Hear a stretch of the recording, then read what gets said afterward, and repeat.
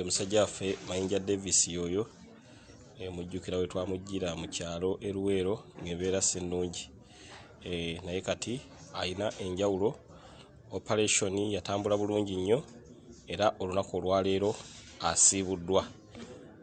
Ono Mayinja Davis gwe mwalaba ku NTV nga alaajana yeetaaga obujjanjabi. Maama kajja abeebazeeko abantu mwenna abasabidde omwana we. Nyagudde wano mukadde obuuze ku bantu wano katono. Osembera waliwo oti wali omwana. Kati ssanyu kiri owulira nga Mayinja kuba nagenda okujja eyo ng'okaaba bukaabi maziga naye kati olwedde buno waliwo enjawulo. Essanyu lingi nnyo kubanga Abaganda bagamba lyafudde bwalemala naye ate mu linnya lya Yesu era tajja kulemala mumanye gisituka adde mwatambule. Essanyu ly'omuzadde lyomuteesinga okwagala ng'omwana amulaba. Naye neebaza nnyo Omwana Ssegirinya Kaana Children's Fund na buli omu yenna ne Dr. Patrick na buli omu yenna buli omu yenna asabye kuba ne ssaala ekula kinene n'okukuba obukubisi n'akugamba mulimu nti awulira ng'ogamba waayo eriyo omulala afaako anfaayo gye tuli. Naye bwe nali munona nga nzija eyo Luweero wamanya nti embeera eneebeera bw'eti kubanga nakulanga essuubi lyali likuweereddemu ddala.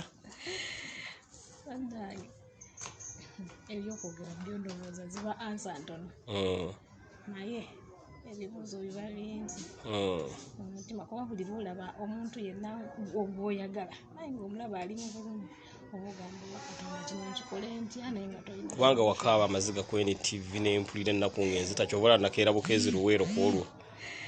Bannange okukaaba kumba alina okukaaba nange weebale nnyo weebale nnyo. Amiina. Mayinja Kawempe Nuusi kambeebaze ku buno MP gwe mwalonda tafa kube Kawempe Nuusi bokka wabula ba Uganda yonna ffe kati tuli be katikamu Nuusi. Katikamu Nuusi gye najja mu Luweero. MP waffe ye Honorable Ssekabira ne kati ono yawamatukayo ye ng'alabira ng'akwatiddwako kati banna Kawempe Nuusi temwakola nsobi mwebale nnyo mwebale ddala okulonda omuntu. Mayinja mwenyaamu. Mayinja owulira otya kati Mayinja? Owulira bulungiko okusinga we najjira. We nakunonera. Okusinga newanonera. Naye nyongera okwebaza omutima okukizadde gw'olina n'ekisa kineeyanza nnyo neeyanza ne maama nyongera okumwebaza olw'okumbeererawo mu mbeera yonna n'abakweba ng'oli bubi n'omutawaanya n'atakoba ku kujjanjaba n'aguma. Amiina. Embeera bwetyo bw'eri abali ku the updates online page. Muganda waffe Mayinja Davis olunaku olwaleero asiibuddwa.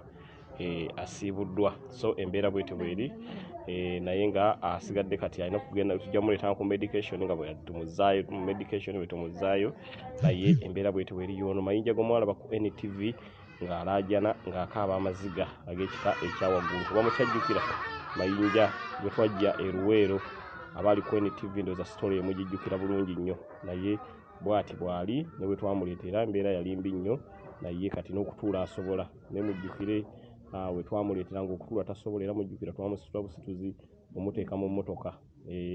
Kati kye tugenda okukola agenda sigala under medication naye ng'alwalidde ebbanga ddene nnyo ndowooza mujjukira bulungi nnyo. So bw'atyo bw'ali muganda waffe Mayinja Davis gwe mbadde njagala obbalagako olunaku olwaleero. Katonda wa buyinza kubanga twagenda otuuka mu kyalo nga maama essuubi lyamuggwamu dda aba ali awo nga ambulensi ya NUP etuuse enonya omwana n'emuleeta mu kibuga Kampala era kati omwana we yeno embeera gy'alimu okusinziira bwe yali nakati enjawulo y'amaanyi nnyo. So yoyo Mayinja Davis gwe mbadde njagala okubeera nga mbalaga. Mwebale nnyo mwebale ddala.